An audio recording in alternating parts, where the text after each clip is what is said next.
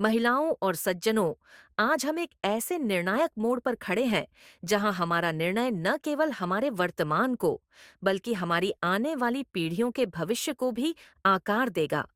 ये चुनाव सिर्फ सत्ता परिवर्तन का एक और अवसर नहीं है। ये हमारे लोकतांत्रिक मूल्यों की परीक्षा है। ये हमारी संवैधानिक आत्मा की रक्षा का समय है, जो हमारे देश की दिशा को फिर से परिभाषित कर सकता है। इसलिए यहाँ पर मुझे एक कहानी साझा करने की अनुमति दें। एक ऐसी कहानी जो अनजानी नहीं है, बल्कि इतिहास के पन्नों, महाद्वीपों और समय के आर पार गूंजती है।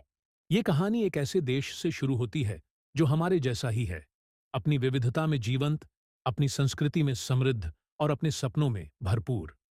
ये देश, जैसे एक महान चित्रपट, अपनी असंख्य आस्थाओं, भाषाओं और परंपराओं को एक सामंजस्यपूर्ण एकता में बुनता है। इसके बच्चे खेल के मैदानों में हंसी साझा करते हैं। इसकी गलियां कई आवाजों की मधुरता से गूंजती हैं और इसके लोग एक ऐसे भविष्य का सपना देखते हैं जहां एकता विभाजन पर विजय पाती है। फिर भी इस सामंजस्य के बीच बदलाव के बीज अंकुरित होने लगे। एक छोटा समूह उभरा, शुरुआत में हाशिए पर, नजरअंदाज और कम आंका गया। लेकिन वे एक विचार लेकर आए, एक शक्तिशाली विचार, राष्ट्रवाद का विचार, उस भाग्य को पुनः प्राप्त करने का जिसे वे खोया हुआ मानते थे। उन्होंने खुद को देश की आत्मा के रक्षक के रूप में प्रस्तुत किया, कल्पित खतरों से मुक्ति का वादा किया और एक उज्जवल भविष्य की कहानियां बुन डालीं। और लोग पुरानी व्यवस्था से थके हुए, सामान्य जीवन से निराश, इस उभरती हुई ताकत की ओर देखने लगे। पहले ये विश्वास था, संकोचपूर्ण, आशान्वित। लेकिन विश्वास ने आस्था का रूप लिया और आस्था ने निष्ठा का। प्रतीकों ने वास्तविकता की जगह ले ली।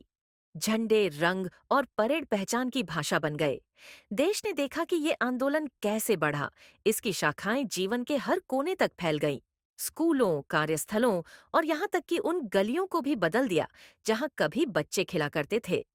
इस आंदोलन के नेता एक साधारण व्यक्ति से अधिक बन गए। वे एक अच्छे भविष्य का प्रतीक बन गए, यानी एक दीपस्तंभ। उनकी आवाज पूरे देश में गूंजती, एकता का आह्वान करती, वफादारी की मांग करती और डर को बढ़ाती।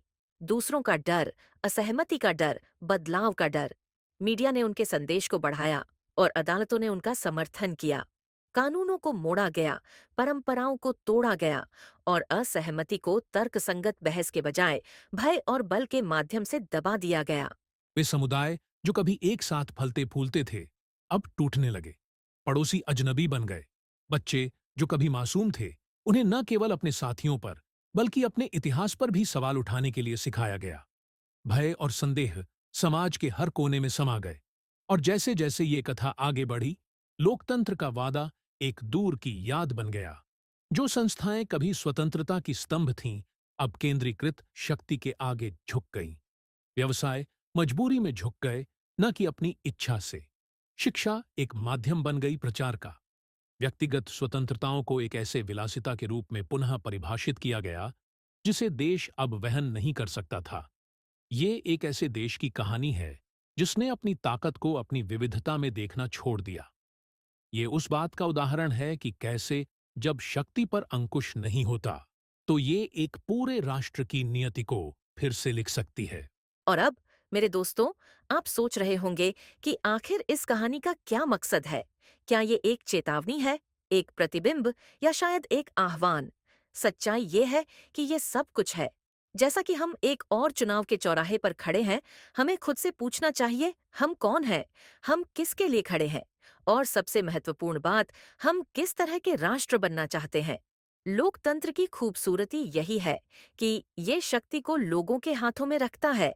ये हमें केवल वोट देने का अधिकार ही नहीं, बल्कि उन मूल्यों की रक्षा करने की जिम्मेदारी भी सौंपता है जो हमें एकजुट करते हैं। ये चुनाव केवल नेताओं को चुनने के बारे में नहीं है, ये एक रास्ता चुनने के बारे में है। तो आइए विवेकपूर्ण चुनाव करें, अपनी आंखें खोलकर और अपने दिलों को मजबूत रखकर। याद रखें कि हमारे राष्ट्र की ताकत विचारों की एकरूपता में नहीं, बल्कि आवाजों की विविधता में निहित है। आइए हम समानता, न्याय और स्वतंत्रता के आदर्शों के प्रति अपनी प्रतिबद्धता की पुष्टि करें, क्योंकि हमारे हाथों में वह शक्ति है जो इस कहानी के अगले अध्याय को आकार दे सकती है। ये आशा, एकता और प्रगति की कहानी हो, एक ऐसी कहानी जिसे आने वाली पीढ़ियां गर्व के साथ सुनाएं। धन्यवाद।